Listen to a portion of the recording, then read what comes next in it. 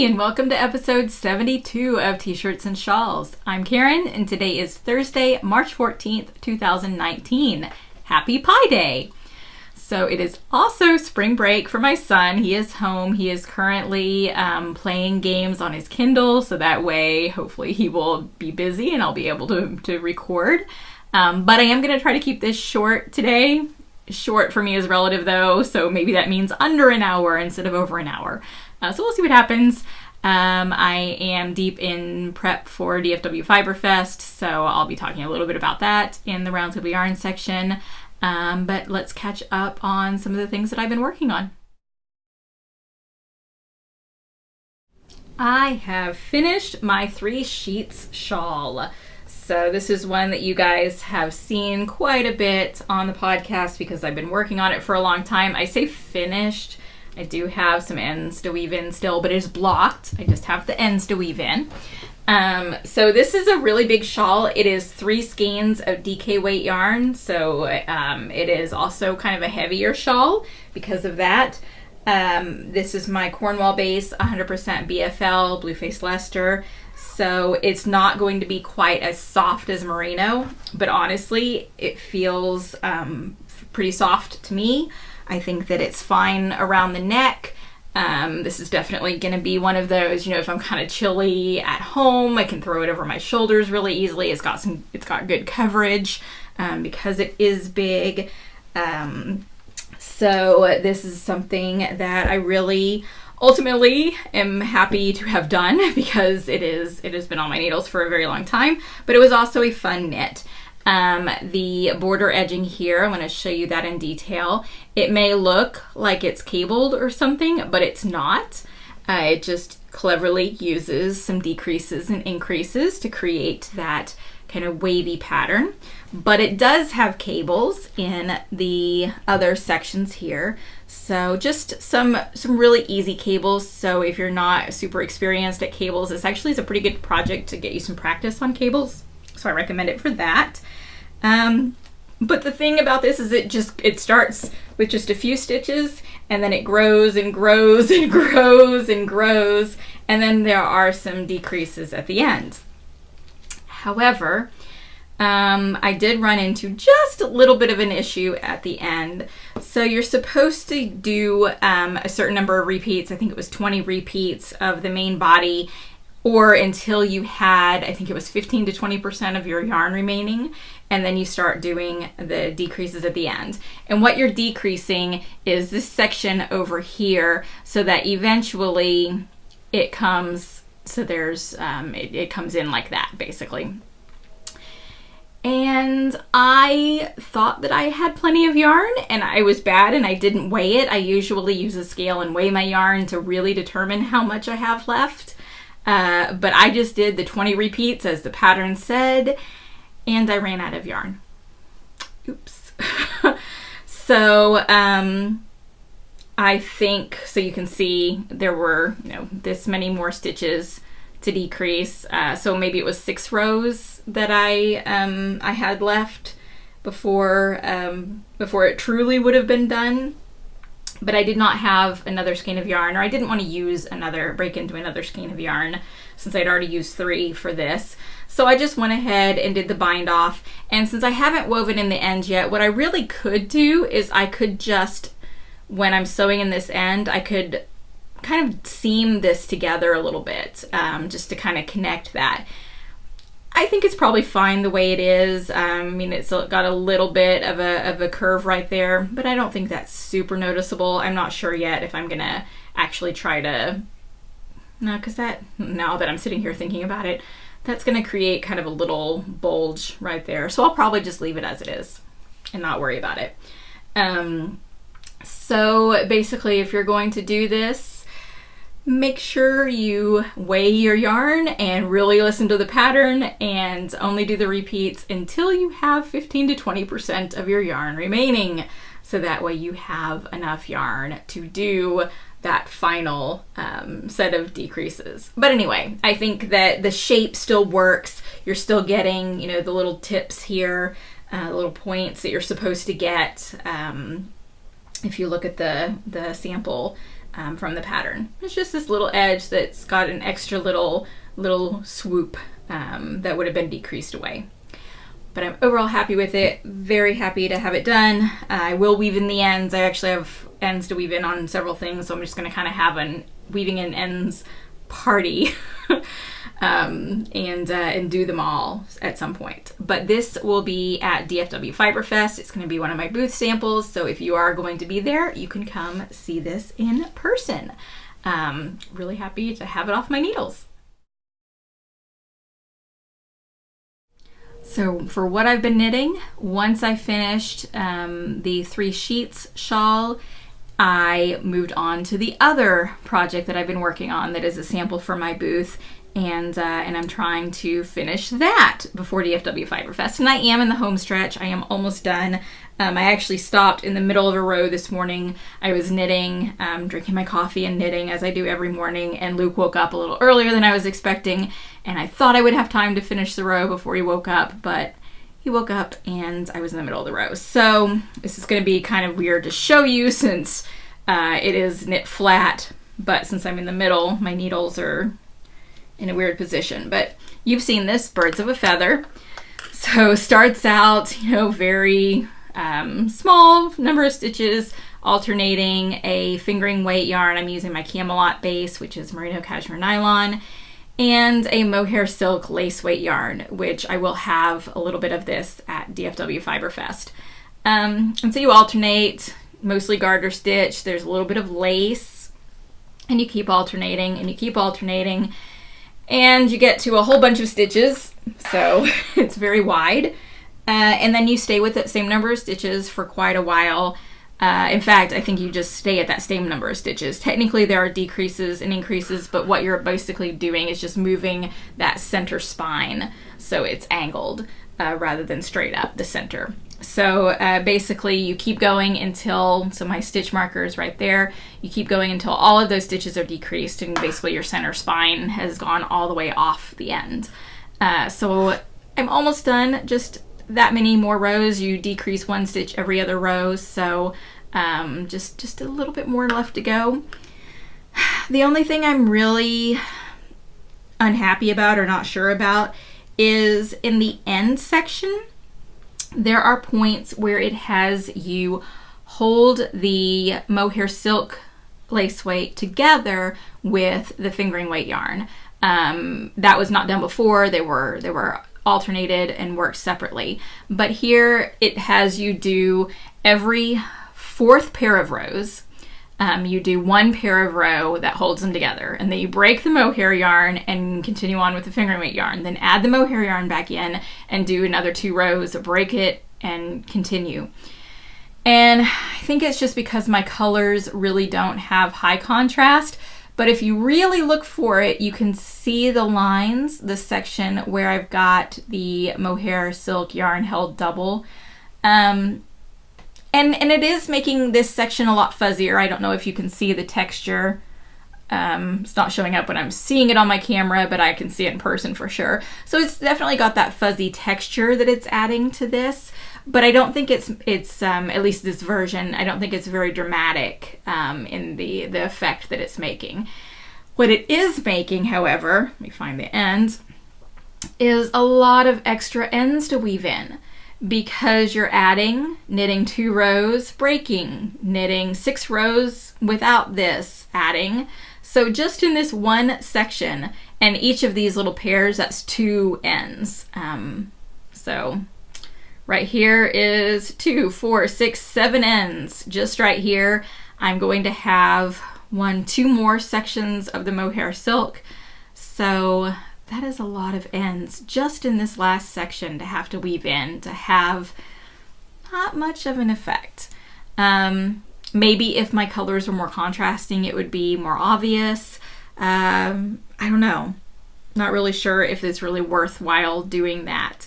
Maybe I should have just done the last section plain. But I did want to have the experience of holding the mohair silk with another yarn, since I haven't done that before. So I went ahead and did it just to get that experience, which I have to admit, I liked holding them double a lot more than I liked knitting the mohair silk by itself. it was a lot easier to see where the stitches were because you had the fingering weight yarn alongside it. So I did enjoy that. And I think that in the future, for any projects that use a mohair silk yarn, I would hold it double. I would not necessarily knit it on its own again. However, if I'm holding it double, I do want to pay more attention to the colors and pick something that's going to be a little more obvious, so that, some of it is the texture. Like I said, it is fuzzier here, but something that's just a little more obvious that you're going through the trouble to hold those two together. So anyway, maybe it'll be different when it blocks. Maybe the texture will come out even more, and it'll be something that is just a little extra touch there at the end. But I am a little disappointed in the results so far. But we'll see what happens. The good news is that I should be able to finish this definitely by the end of the weekend, hopefully before then. But I should be able to finish this pretty soon, which is good because there are other projects that I really want to do. Projects that are on my needles already, that brioche shawl that I'm working on, and then eventually getting back to boxy. It's been a while since I've done any work on boxy. I cleaned out my my room here. I just did a clean out of the closet and things, and reorganization. I do that every few months because a lot of times I just kind of throw stuff in and don't always organize it. So I looked through my sweater quantity stash, and I have some really gorgeous sweater quantities of yarn. I want to use those. So I either need to finish boxy or decide that boxy might just be something I get around to someday and start something else, or but I really want to start another garment. It's just going to be a hard decision because I've got some really great yarn choices for that, which is really nice. The other thing that I want to do is I've realized that it's been a while since I've done any project with lace, a shawl especially with lace, and usually that is something that I always have on the needles. So, I'd been kind of looking at my knitting basket and trying to decide, each time what it is that I'm going to work on. Obviously this week with Birds of a Feather, that decision has been made for me. But I'm always, kind of looking, what am I in the mood for now? And it's just been feeling lately like there's been something missing, that some type of project that I needed that wasn't there. And I think I figured out that it is a lace shawl. It doesn't have to be lace weight yarn, just a lacy stitch pattern shawl. Although probably I will use some lace weight yarn. I'm thinking right now that I'm going to use this gorgeous silvery gray that I got several years ago from Gritty Knits. She is a Houston dyer, so she's at DFW Fiber Fest and Houston Fiber Fest. So it's this gorgeous gray, and I got bright pink beads. If you've watched the podcast, I think it was over the yarn crawl last year that I got those beads. So I think that would just be really fun to have those bright pink beads on the beautiful gray yarn. I don't know the shawl yet, probably an Anna Victoria shawl, but I'm open to other options too. So I just need to sit down and make plans for that. But I think that's the thing that's going to go on my needles next. This technically is the what I'm knitting section, but I am going to share a little bit about spinning.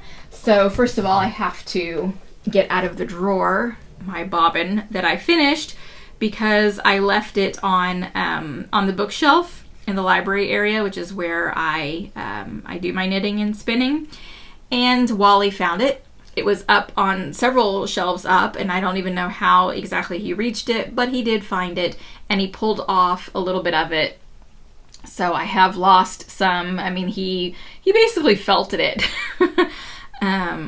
He was chewing on it, but I think for the most part, the rest of the bobbin seems okay. Whew. So Luke found it in his playroom. So Wally actually had managed to grab it and run off with it, but it wasn't unraveling. So I guess, that is good. But anyway, so this is what I showed you last time that was on my wheel. So I finished the first bobbin. So yes, that means that I've done some spinning between last recording and now. So I finished off this bobbin, and then I started the second bobbin, and I don't remember exactly how much I've done of that second bobbin. Still got a ways to go, but I have finished that. My goal, which may or may not be doable, probably after I finish Birds of a Feather it'll be more doable, is to finish this spin, so finish the second bobbin, and then I need to ply this. I need to ply the singles yarn that I'm going to chain ply, and I also have two bobbins of some green yarn that I had spun that needs to be plied. I need to do that so I can free up some bobbins, because Ply Away is right after DFW Fiber Fest, and I am going to Ply Away this year, and I need a couple of free bobbins for the class that I'm taking, Intuitive Spinning with Jillian Moreno. I'm looking forward to that. So I either will have to go to the vendor hall and buy some more bobbins, or I need to free some up. So that's kind of my goal, and we'll see what happens. Hopefully after I finish Birds of a Feather, I will be more inclined to have some, not more inclined, but just have some time to do spinning. So maybe instead of casting on that lace weight shawl right away, I do some spinning. I don't know. But the other thing I wanted to kind of add in this section is I did get the very latest issue of Ply magazine. So the theme is Bond and Corriedale, which are two different breeds of sheep that are also related. So it was a really interesting issue. If you have not watched the podcast before, or if you've only watched episodes where I haven't mentioned this, I do work for Ply. I am the managing editor and copy editor. But even if I didn't work for Ply, I would still think it is a fabulous magazine. That just means that basically I got to read all the articles before all the publication came out. So this is a fun issue. Lots of things about the sheep itself. Lots of really great sheep pictures. So just look at the sheep. So fun sheep pictures in here. And just lots of really great information. So if you are a spinner and you have not subscribed to Ply, you definitely should, because I think it's definitely a good magazine. And I think that takes care of what I've been knitting and spinning, and I guess with the magazine, a little bit of stashing. So in the previous episode, there was a question about books that I recommended for somebody who was not familiar with Arthurian literature, and I mentioned The Mists of Avalon. And that seems to have sparked an interest in several people, and I had also thought about doing some type of read-along and possibly having yarn to go with it. So since people seem to be excited about Mists of Avalon, several people seemed like they were ready to get several people did get the book, seemed that they were ready to start reading. I decided, you know what, let's just jump in and do this Mists of Avalon read-along. So I went through the book and I divided it into 12 sections. The book itself is divided into 4 books. It's all one book, just different sections, and they're just called books in the book, which I know can get a little confusing. But anyway, so I've divided it into 12 different sections, roughly 80 pages each section. And I have posted discussion threads over in the Roundtable Yarns Ravelry group.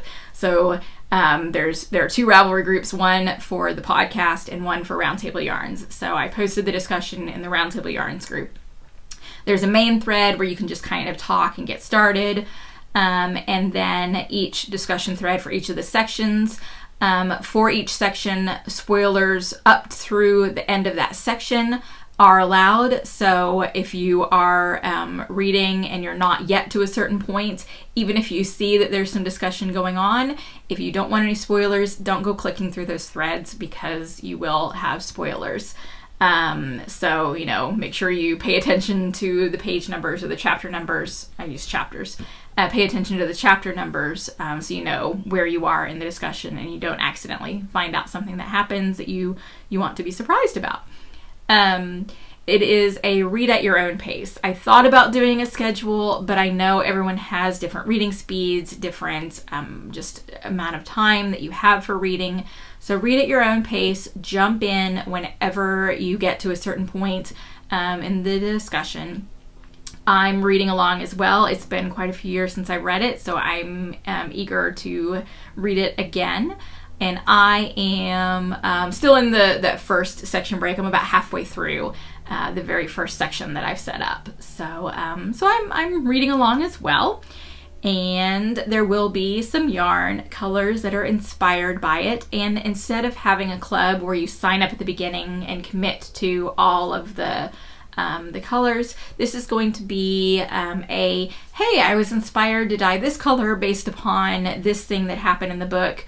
I will try to keep specific spoilers from the color descriptions, but anyway, so whenever I'm inspired to dye a color, I will say, hey, I dyed this color, and I will open up pre-orders for you to order, if you're interested, for you to order that color on whatever base you choose and however many skeins of it that you want as well.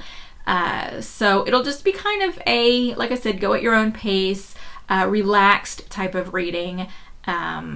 The only thing that I ask is just, keep spoilers in their specific sections in each discussion thread. So we'll kind of just see how this goes and have it continue on as long as people are still reading. So I hope that if you're interested that you get the book. It's available in print, ebook, and audio. Somebody asked already about how to get the audio. Audible, which is an audiobook company, does have it. If you do not have an Audible account, you can actually sign up for a trial and get a free book. So that might be something that you do and get that book for free. You want to also maybe check your library, see if they have the book. A lot of libraries also have the ability for you to check out ebooks and audiobooks, so you can also see if your library has that option as well. Or you can purchase it. But in case you don't want to buy the book for whatever reason, check your library would probably be the best way of trying to get something so you can participate. If you have any questions, there is just a main spoiler-free discussion thread, so you can go over to that in the Roundtable Yarns Ravelry group, and I will link to it in the show notes. So that's kind of the first Roundtable Yarns news. Everything else is pretty much about DFW Fiber Fest, but even if you're not able to come to DFW Fiber Fest, hopefully you'll still be interested in some of the things, because it could apply to things that I'll be bringing to future shows, as well as what might show up online at some point. So I hope you'll continue to listen to this section, even if you're not able to make it to DFW Fiber Fest. So the first thing I'm going to show you is 2 new samples that I'm going to be having in the booth. Besides the ones that I've been knitting, I had a sample knitter and a sample crocheter make some things. So this still needs to be blocked, but this is out of my Grail yarn, which is a merino cashmere silk. So it is super high luxury yarn. 1 skein project. It is a cowl, so all the way in the back. It is shaped so that the back part is shorter than the front, so that way when you put it on, you don't have tons of bulk back there. You can get the warm part in the front and still keep your neck warm but not have it be super bulky. So that's really nice. This is Star Shower. That's the name of the pattern there. So I will block it and then have that available at DFW Fiber Fest. And then the crochet sample, Amaroo, Amaroo, I believe is the name of the pattern. So this uses 2 colors, and I did this, or had the sample crocheter do this out of my Merlin base, which is the merino nylon fingering weight yarn, out of 2 colors. So this is Calagronaut's Misadventure, the pink, and black. Which I will have some black on Merlin available at DFW Fiber Fest. So she said that it was really fun to crochet. I think that it started out at this end and increased to get to the part where it switches colors.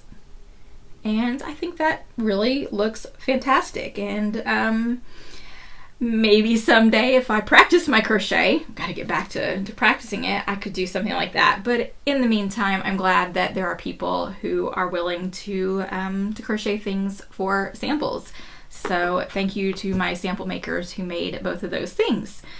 Those will be on display at DFW Fiber Fest and at future events that I go to this year. The other thing that I wanted to show you guys is I'm still working on, well, okay, so we're 3 weeks out, 3 weeks until setup day. I feel like I'm in pretty good shape. I have finished dyeing all of the tonal and semi-solids. So that is really nice. I only have 2 batches to reskein, which they would have been done yesterday, but they just weren't quite dry. We got a lot of wind and a little bit of rain yesterday, and I think the moisture in the air just caused the yarn not to dry. So it wasn't quite dry enough. So I'll get those done a little later today or tomorrow. And then the semi-solids and tonals will be done. So that feels really good. I'm now focusing on self-striping. So that is what I'll be working on over the next 3 weeks. And I've got 2 batches going right now. I've dyed several things already. I have something potentially to be an exclusive for DFW Fiber Fest. We'll see what happens once it finishes drying and I get it back into regular skein form. I'll do a sample, get back to using my circular sock machine and crank out a sample, make sure I like it, and if I like it enough, I'll dye more of it and bring it as an exclusive and show you guys what that looks like. So that's really what I'm focusing on for the next 3 weeks. But I'm also still working on some of those adventure colorways, the fun, one-of-a-kind, mostly speckled, kind of throw things in and see what happens. So I do have 2 adventure colors on Cornwall that are finished. I also have 2 that are in the dye pot right now. As soon as I finish recording, I'm going to go speckle them. I've got the base layer being dyed right now. So I did one that is in my set of colors, so a turquoisey and darker blues. So again, this is on Cornwall DK 100% BFL. And then I did some orange base, and then I did some kind of turquoise and also some orange speckles on there.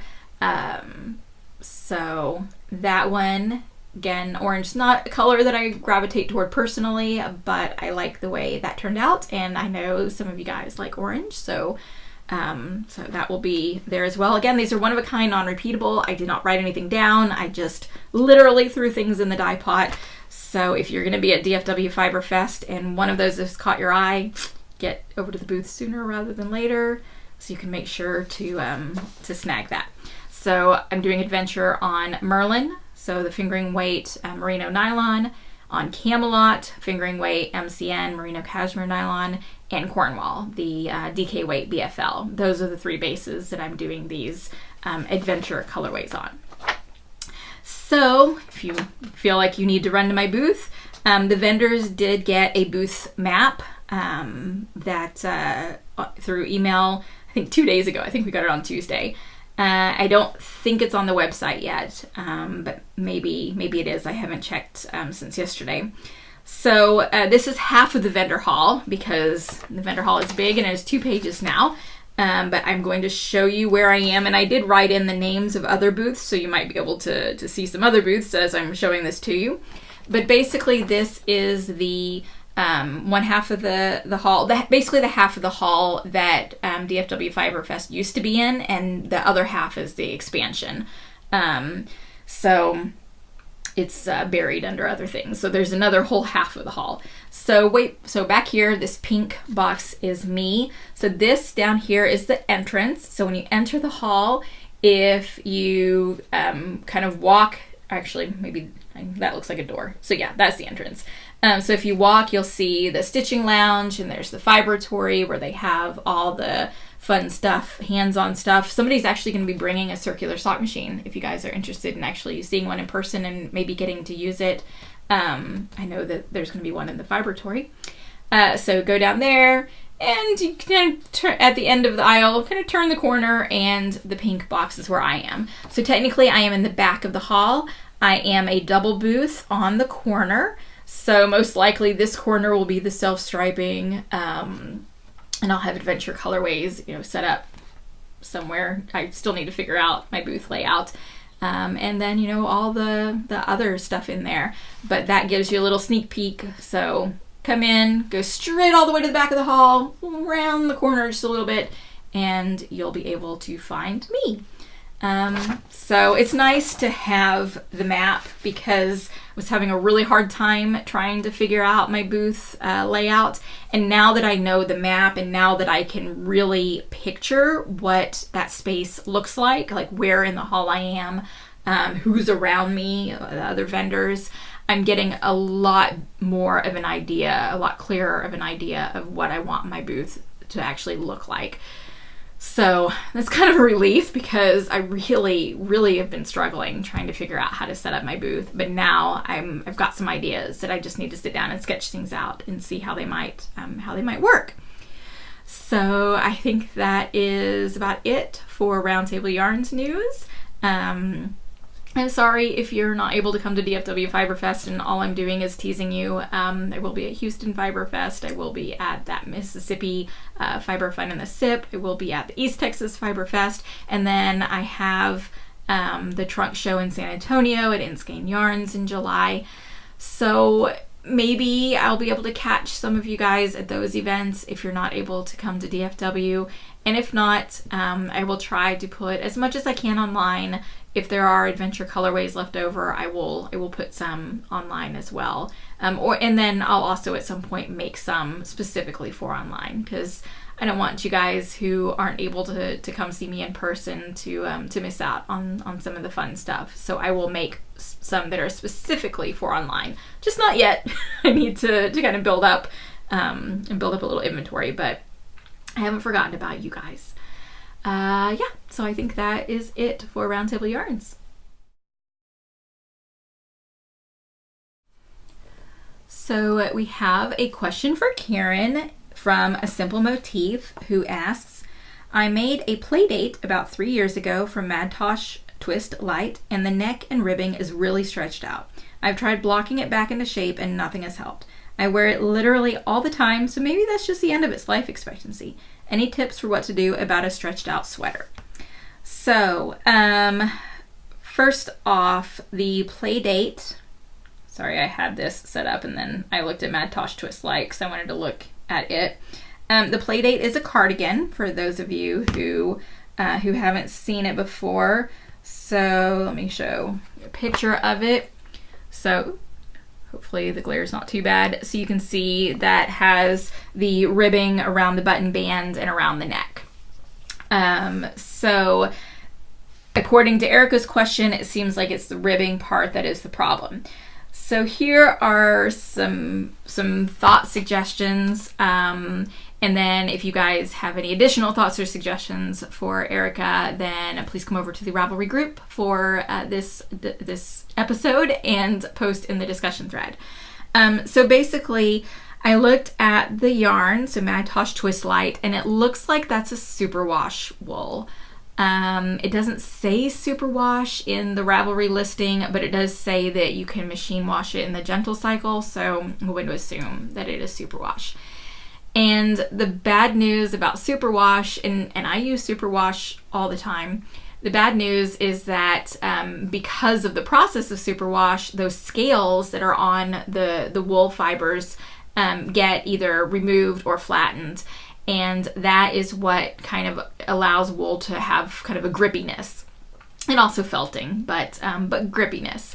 And by having superwash, everything is smoothed out, and so the grip gets lost. And so superwash yarn does over time have a tendency to stretch out.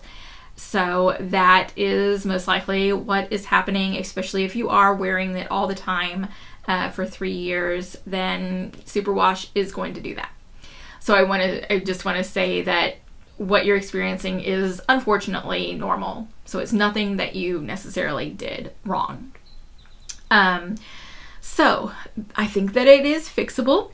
You said that you've tried blocking it. One of the things to do in blocking it is to make sure that you're really kind of like pushing the ribbing back together. So if you lay it flat to dry, really push the ribbing back together, kind of into shape, to give it kind of a little encouragement to dry that way.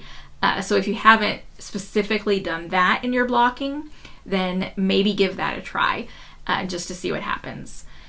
It's possible that throwing it in the dryer for just a little bit might help. I'm a little cautious with that suggestion. I've never tried that myself. I have read other people having good experiences with that. I've also read other people having not good experiences with that. But I personally have never tried that, so I can't say one way or the other for sure if that's going to help. You don't want to leave it in the dryer for very long, just a little bit to get a little bit of heat in there.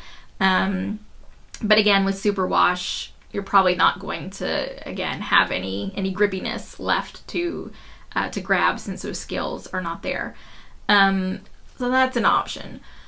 Really, what I think you could do, kind of two big things. It looks, and I haven't knit this myself, but it looks from the picture that neckband and the ribbing along the front was picked up and knit.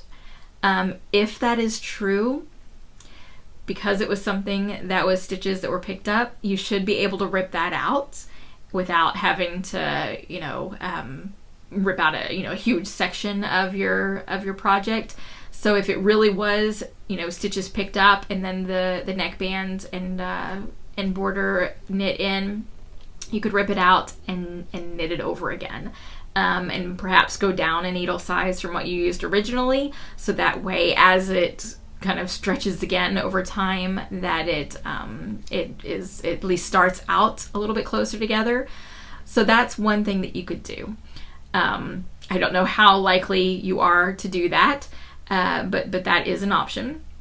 The other thing that you can do is that you can take a ribbon or some other type of thing. There's like so for sewing there is, what is it called, stabilizer like material.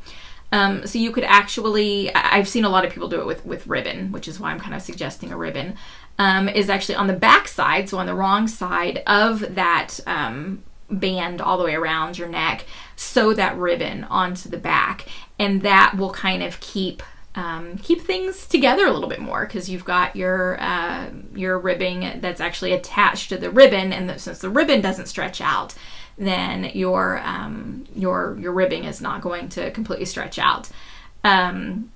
So that could be an option if you don't want to rip out that neckband. Then just attaching a ribbon, sewing that on, will help to stabilize it. I think that's really the issue that you want. You want to make it more stable so it's not stretched out looking. So probably what I would do is try blocking it with pushing the ribbing together, and then as soon as it's dry, having a ribbon ready. And you should be able, I've seen people do this on their knitted, I haven't actually done it myself, but I have seen people do it on their knitted objects pretty frequently. But you should be able to Google some help for how to sew in a ribbon on the back side of some knitting. And right directly after fresh blocking, sew that ribbon on so that way it stays stable and hasn't had a chance to have some extra wear on it.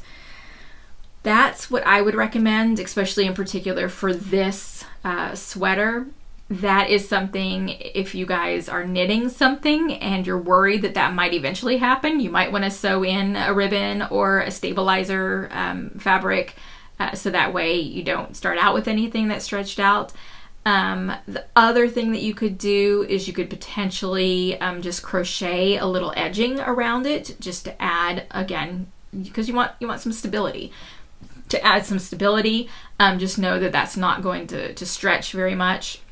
But that could also be an option if you just want to add a decorative little just crochet edging. You could do, if you have the same yarn, you can just do it in the same yarn, or you could do a contrasting color just to add a little decorative flair around the edge. And so a crochet edging could stabilize it too. But that's probably what you could do to help this out. And for any projects in future, if you're worried about that, you could do something like that at the beginning to help out. Since it is a cardigan, doing those types of things really is helpful. If it's a pullover and you're worried about the neck stretching out, you want to be careful that you don't do something that's going to lose any stretch, so you can't pull it over your head. You still want it to be able to stretch enough where you can get it over your head, and it'll still fit that way. So you do need to be careful if you're trying to stabilize the neck of a pullover. But since this is a cardigan and it looked like that ribbing band went all the way around, I would sew some type of fabric, probably a ribbon, to the back of it to add a little bit of stabilization, or do the crochet edging. So hopefully that helps, and helps give you a little extra wear time for your favorite, sounds like, or at least one of your favorites since you wear it all the time, sweaters. And like I said, if you have any suggestions for Erica or for anyone else for how to help some ribbing that has been stretched out to get it back into a wearable shape, please go over to the Ravelry group for the podcast and post your comment there. If you're not in the Ravelry group and you want to post your comment on YouTube, you can do that there. But I know for sure that Erica checks the Ravelry forum, so I know she'll see your comment if you post it over on Ravelry. So thanks in advance if you have any suggestions for Erica. Otherwise, I hope that what I've said helps. So, quick reminder about this quarter's knit along. It is finishing any project that is hanging over your head. Again, there have been a lot of entries so far. There are enamel pins, 5 different ones, that are the prize for randomly selected posts in the FO thread. So make sure before the end of this month, before the end of March, or I guess, midnight of March 31st, make sure that you have posted in the FO thread. I will be doing the drawing on April 1st or 2nd, and finding out who those enamel pins are going to be going to. And it's probably about time to start thinking about the theme for the next quarter's knit along. I think I will probably go ahead and open up the nomination thread either today or tomorrow. I don't want to get so caught up in DFW prep right in the week before it's happening that I've forgotten to get the theme going for the next knit along, crochet along. So I will post that thread. In fact, why don't I just do it today when I'm posting the thread for this discussion? So I'll do it today. Go ahead and nominate the theme that you would like to see for the second quarter of 2019. Let's go back to shawls. We've taken a break from shawls. Let's go back to shawls for this quarter and get a theme. So any shawl that, and it could be a certain stitch pattern that it uses. It could be a certain weight of yarn. It could be an inspiration for the name of the pattern. It could be using certain colors. Whatever you want to come up with. Come bring your ideas over to the Ravelry group and nominate a theme for next quarter. So both the kiddo and the pets have been really quiet this whole time that I've been recording. It's kind of that quiet that you're wondering, is something going on that I need to go check on? So I think I will go ahead and have that be the end of this episode. Go make sure everyone's doing okay. Luke's probably playing his video games, and the animals are probably napping. Everything is probably fine. But I'm gonna go check because it's a little too quiet. So thank you so much for watching this episode and joining me, and I hope you will come over to the Ravelry group and post in the discussion thread for this episode. Go over to the Roundtable Yarns Ravelry group and join in on the read along for Mists of Avalon, or you can also post a comment right here on YouTube. Also, while you're at it, maybe click the thumbs up, the like, just to help show YouTube that you're watching my videos, so YouTube will kind of show them to other people. I really, really appreciate your support. 2 weeks from now will be the week before DFW Fiber Fest, so I should still be able to record a podcast for that. especially because, once I get into DFW Fiber Fest and then right after that I'm going to fly away, there'll probably be a little bit of a delay in recording an episode at that point. So 2 weeks, the 29th or the 28th, I should be able to record an episode again on that day. So until next time, happy knitting!